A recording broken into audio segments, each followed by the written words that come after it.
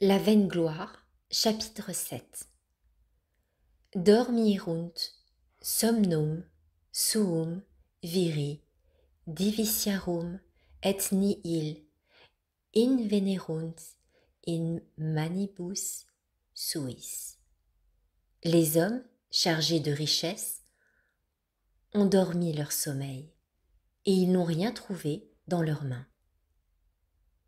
Voilà qui est bien triste que des personnes si sages, si régulières, si réservées, qui auront évité jusqu'au soupçon, qui dans toutes les apparences devraient être chargées de richesses spirituelles, viri diviciarum, que ces personnes, dis-je, se trouvent à la mort des mains vides de bonnes œuvres.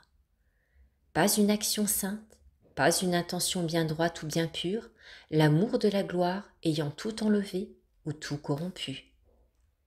Mais quelle sera leur confusion au jour du jugement, lorsque Dieu découvrira leur honte et leur folie à toute la terre, lorsque les véritables saints, prenant leur place à la droite du Sauveur, cet homme qui a vécu dans une si grande réputation de justice et d'intégrité, se verra dans la troupe des larrons, et cette dame, délicate sur tout ce qui regarde la pudeur, se trouvera confondue avec les femmes prostituées. Quoi ?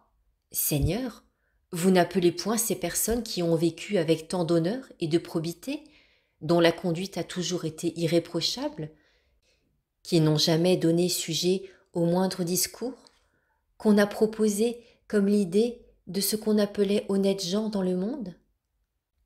Amen dico vobis, receperunt mercedem suam. Ces gens-là, dira Jésus-Christ, ont déjà reçu leur récompense dès l'autre vie. Ils n'ont eu en vue que l'honneur, que je ne sais quelle réputation, en quoi ils ont fait consister le souverain bien. Comme je n'ai point eu de part à tous leurs travaux, ils n'en doivent pas prétendre à mon royaume, receperunt mercedem suam. La vaine gloire, chapitre 8. Le démon tâche de corrompre par la vaine gloire les bonnes œuvres qu'il n'a pu empêcher, comme Pharaon ne pouvant rendre stériles les Juives, faisant étouffer leurs enfants à la naissance, ou du moins dès qu'ils venaient à paraître.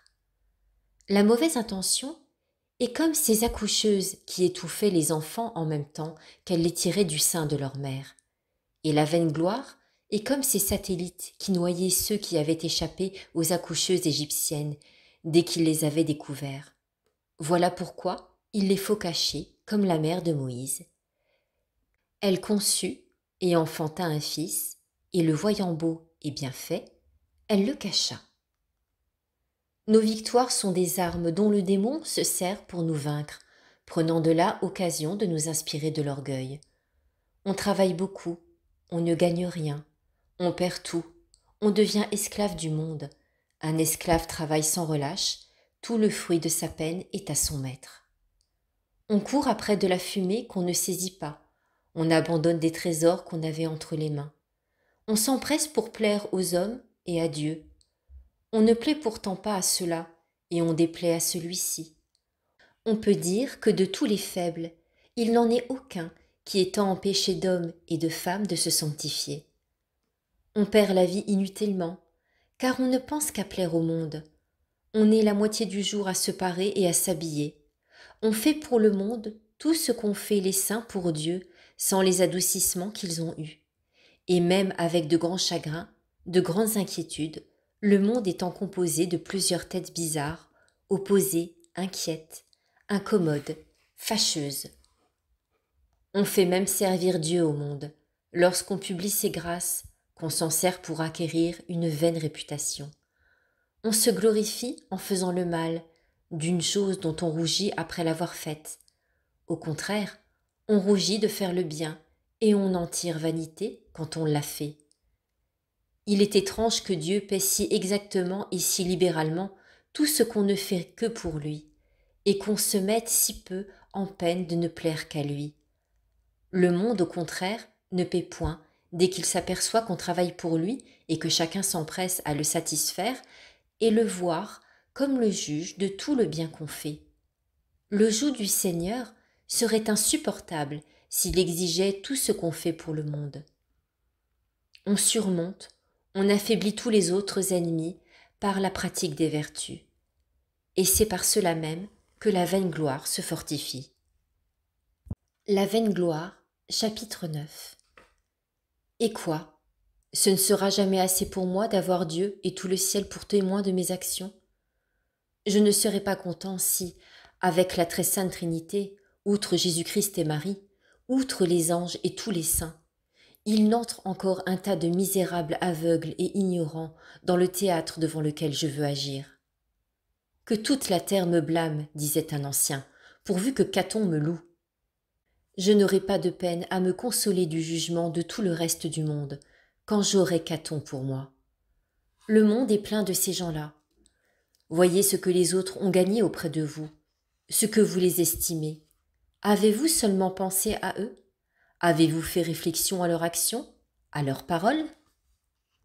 Tout le monde est acteur en cette comédie, et si quelqu'un jette les yeux sur son compagnon, c'est pour le censurer, pour l'envier, pour en médire.